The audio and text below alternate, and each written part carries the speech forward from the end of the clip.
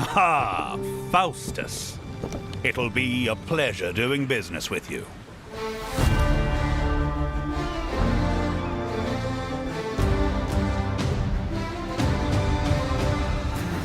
Teaser season is fully underway and 325 is right on the horizon, which means I am excited to talk about all the things that I want to see in 325 Settlers of Kalguur. I wrote this list down last week, and some of my wishes have already been fulfilled, or at least teased. So let's get number one out of the way, which is rework ancestral totems. In my opinion, one of the biggest problems with Melee is maintaining your totems, and GGG has gone well out of their way to show us that a rework is incoming. I was originally planning on talking about a cool idea I had for making Linger effect last longer and being able to invest it in on the tree, but it seems like they've already got this under control, so let's just move on to number two. Number two is also on the Melee side of things, Fortify. Fortify is very powerful, but I think it needs to be easier to access for Melee builds. I don't think it should just be built in for stun builds like Bone Shatter that already have a ton of power. I think there should be way more access to Fortify for Melee hits of any size, and if you want to really build your character around pressing multiple buttons and using a secondary skill to try to gain Fortify, you should be able to do that.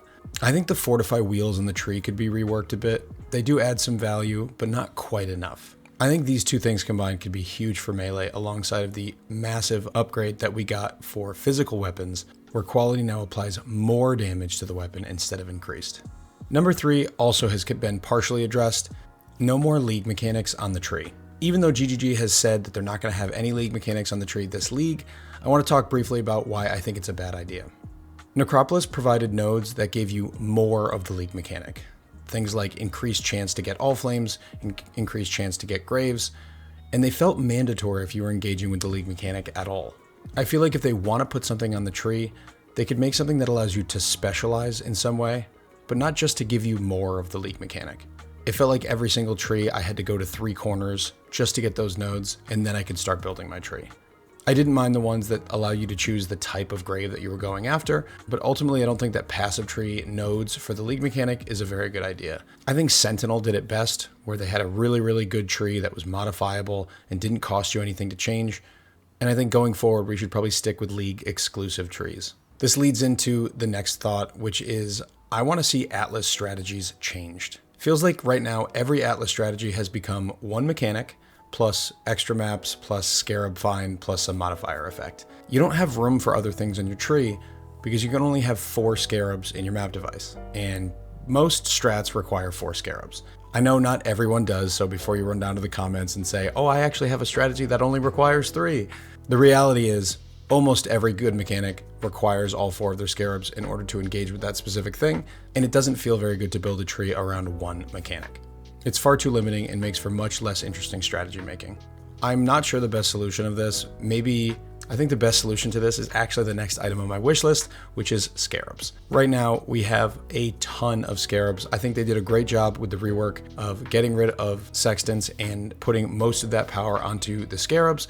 But the problem is many of the Scarabs are useless. The things that add extra of a mechanic to a map are very strong. 2 breaches, 2 legions, those feel good to interact with because you get to have more of the thing in the map.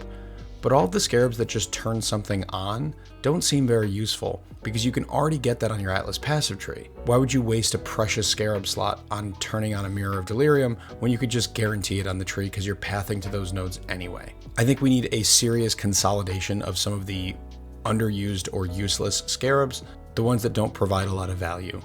The truth is, most Scarabs are useless outside of SSF.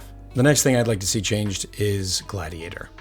There's a few ascendancies that I think could use reworks, but Gladiator far and away needs the most help. It's really only got 2 good nodes on it, and that's Explode and Challenger charges. The rest are super niche and just generally underpowered. The reality is I don't think we're going to be getting any ascendancy changes before Path of Exile 2. I think the truth of the matter is if they're going to release a rework for an ascendancy, it probably isn't going to be right before they make a new game, and they probably are going to save all those good ideas for PoE 2. That said, I really think Gladiator is in a desperate situation and needs some help. So, GG, please fix. Let's talk about some nerfs that I want to see. The Adorned is just simply far too powerful.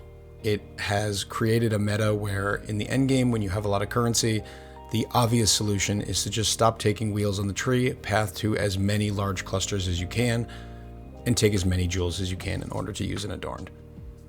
I don't know the solution to make Adorned interesting and not the most powerful item in the game, but they need to do something about it. I think lowering the power to 120 or something, I have not done the math on this, so don't quote me on that, but lowering the power is one solution, but maybe the item needs to be reworked a bit, or maybe have a cap to the number of jewels that you could use. This section is probably going to upset a decent number of people. Number 2 is Detonate Dead. Obviously, we don't need to talk about that. Everyone's screaming from the rooftops, please nerf this skill, it's boring. Number 3 is Nimbus. This is actually one of my favorite items in the game, but it feels mandatory and it quells creativity a bit. Pretty much any projectile build that can use this needs to, and I feel like it could just take a nerf to make it less desirable. I think the mechanics of the item should stay the same, but maybe just give it a damage loss on return, similar to return projectiles. I think it's ready to see a nerf. I would like to see a major rework of physical mitigation. It seems like they are doing some things by adding the more quality instead of increased quality on armor pieces. It looks like determination is going to get nerfed, and I imagine there's going to be some more things that come along with this. But I think there are a couple of serious problems with physical mitigation right now. And one, it's that physical mitigation and armor are way too easily defeated by Overwhelm. Overwhelm is far more common in the game now than it used to be, and it makes it so building 20 to 30,000 armor is great until you get one shot. The other side of this problem is that the right side of the tree desperately needs Fizz taken as anywhere it can get it. Pretty much every decent build on League Start is using a lightning coil on the right side of the tree because there's just no way to mitigate physical attacks. I think it's finally time that Dexterity gets its own guard skill, maybe make that specific to physical damage somehow, but they really need to do something interesting with the right side of the tree for physical damage because right now it's just been one thing for about 2 years. The last thing I'm going to talk about probably should get its own video, and I do plan on talking about this more, but tier 17s. As long as tier 17s have the more div cards, more currency, and more Scarabs, they will be the far and away the best way to farm currency in the endgame of Path of Exile. I don't think that that's good for the game. Tier 17s are incredibly unfun to roll, and they're even less fun to run. Even incredibly high investment, powerful builds still get one shot or quickly bursted down in a tier 17 due to absurdity of mods. One of the biggest problems with tier 17s is the problem that I have with Back to Basics. It's that the mods get so high that they actually just turn off mechanics. It's similar to the problem that I had with Expedition, where you do no cold damage. It makes a build simply not function. There isn't any challenge in not being able to do a map. So that means the challenge is spending Chaos Orbs to reroll it. You reroll it until there are a bunch of mods that you can do, and then you run the map. The more chaos you spend, the easier the map gets. So the challenge is really, how much effort do you want to spend sitting in your hideout, spamming 100 maps with Chaos Orbs? I like that tier 17s are a chaos sink, but I don't think that they're an interesting way for all people to be farming in the endgame. I believe tier 17s should go back to being the stepping stone to Ubers, as they said they would be. They need to dial back the mods and make them a fragment farming type of map. I think tier 17s are just anti-fun, and there will be more on that in a future video. Actually, before we go, one more thing. Can we buff Vol side areas? They put all this support on the tree and they added them to the endgame and they made unique side areas, and they stink. Can we make those a little better? All right, that's gonna be it from me. Thank you for watching. If you wanna support me, like this video, comment down below, and subscribe to the channel. Hope you guys are excited for 325. I know I am, and there will be lots more content right here on this channel and over on my Twitch, twitch.tv/AER0___. I'll see you over there. And as always, take care.